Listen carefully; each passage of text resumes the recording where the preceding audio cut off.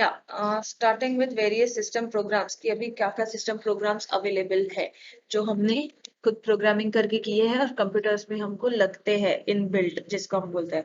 Those are nothing but assemblers, loaders, linkers, microprocessors, compilers and editors.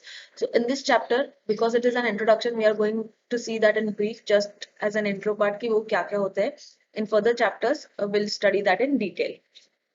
Now, when we talk about developing and executions, कि हमने develop किया और execution करने के लिए कन्वर्ट करना पड़ता है एंड देन वो एग्जीक्यूट होता है, तो उसके बीच में बहुत सारे प्रोसेसेस होते हैं. जैसे first is editor. Editor is needed because we need to write a program. Macro processor because it needs to check whether which program is correctly executing, whether it is executing repeatedly or not. Assembler is needed for converting it to the machine language.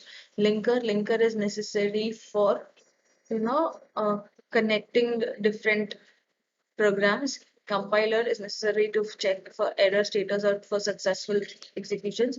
Loader is necessary for loading all the data into the memory and reloading it from the memory as and when needed. So let us see this one by one. First is assembler.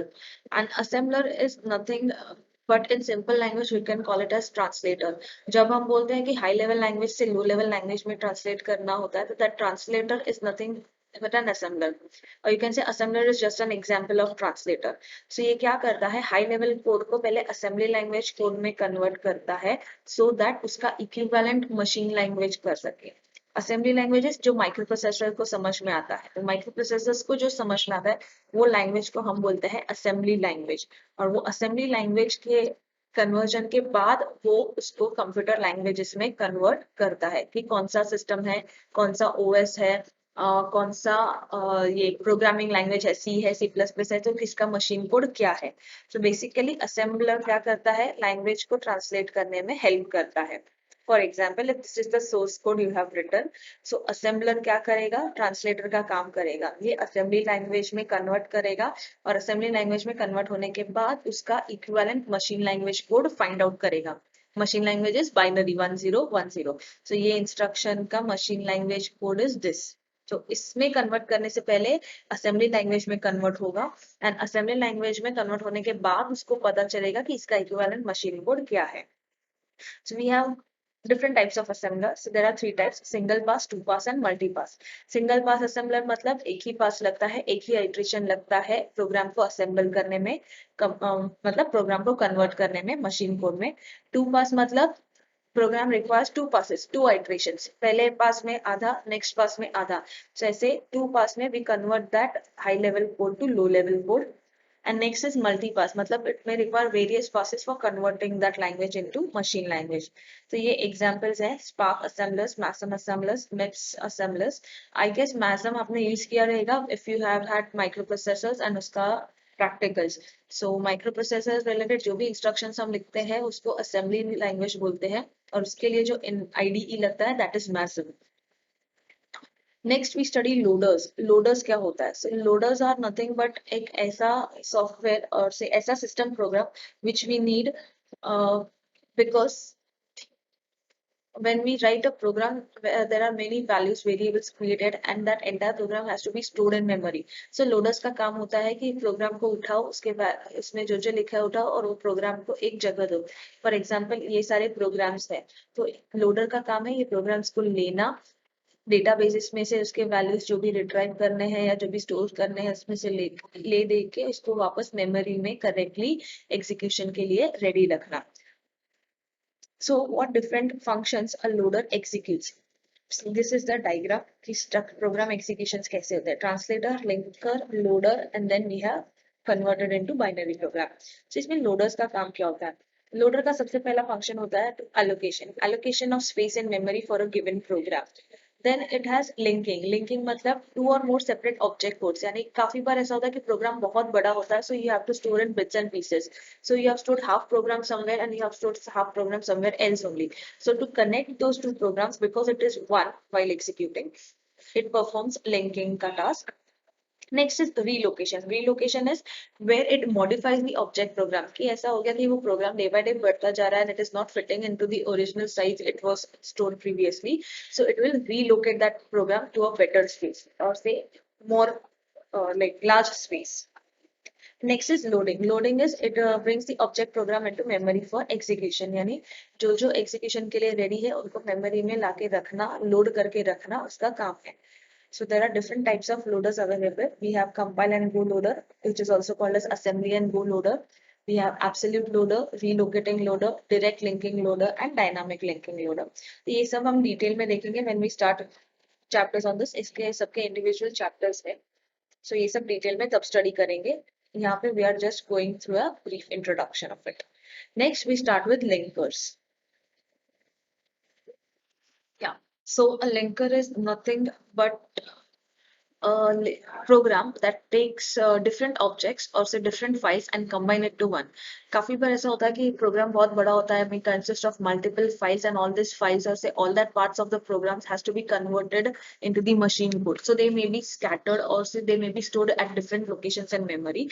So the function of a linker is to jot it down to one place. That is to connect them so that the entire program जो bits and pieces में था वो वापस एक हो जाए. So it is doing basically a linking process, a linking task from one files to another's because they are a part of the same program. So the various functions performed by linker are can takes objects from a collection called as library. Linker also takes care of arranging the objects in a program's address space. It performs complex functions of linking. Linkers passes linked modules for allocation and reallocation through the module loader. जैसे हमने बोला था कि allocation reallocation के लिए काफी बार ऐसा होता है कि किसी को कैश मेमोरी में शिफ्ट करना पड़ता है, मेन मेमोरी में डालना पड़ता है. तो लोडर्स जैसे ही लोड करते हैं, लिंकर्स का काम होता है टू सी कि कोई एक प्रोग्राम डिवाइड तो नहीं हुआ, और अगर डिवाइड हुआ है तो वो प्रोग्राम्स को लिंक करना just to make sure that it is maintaining the unity of that file. Only references to external data programs are handled by the linkage editor. यानी कोई references है किसी और फाइल का रेफर किया हुआ है तो वो फाइल को लिंक करके रखना because when that program will be executed that file will also be needed. इसके लिए like that. ये रहा flow diagram of a linker. Object program, linkage editor, linked program. Linkage editor में यहाँ पे लिंक प्रोग्राम यहाँ पे भी दिया हुआ है, यानी जो जो चीजें नेसेसरी रहेगा वो लिंक करेंगे, reloading the loader and then it is storing in the memory. यानी कि जो भी प्रोग्राम दिया हुआ है इसमें अगर कोई लाइब्रेरी फाइल्स है, जैसे हम हैश इंक्लूड लिखते हैं C++ में, उसके अंदर कोई फाइल्स बोले हैं कुछ चाहिए है तो वो लिंकर्स का काम होता है कि वो फाइल सारा इस प्रोग्राम के साथ लिंक कर दे. Next we have macro processors. Now the word macro means large, मतलब wide. So macro is nothing but a part of code. उसको macro इसके लिए बोलते हैं क्योंकि there may be a part of code which you need to execute again and again. So macros का काम ही होता है कि जो भी instructions उसके अंदर लिखे जाते हैं या जो भी instructions macro के अंदर जाते हैं, those are executed more than once. So it is replaced by interpreter compiler by contents of macro. The purpose of macro is to either automate frequently used sequences or enable a more powerful abstraction.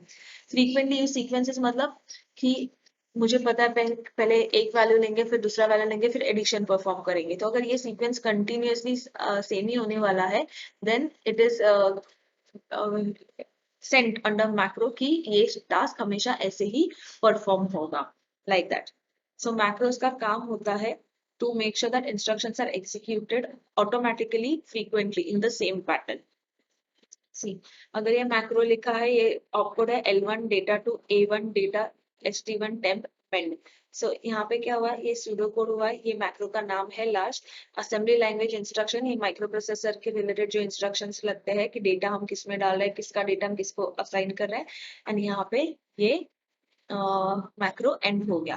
तभी इससे क्या होगा, ये जो हमने लिखा हुआ है इससे ये चीज होगा कि ये इंस्ट्रक्शंस बार बार एग्जीक्यूट होंगे automatically in the sequence given whenever they are called.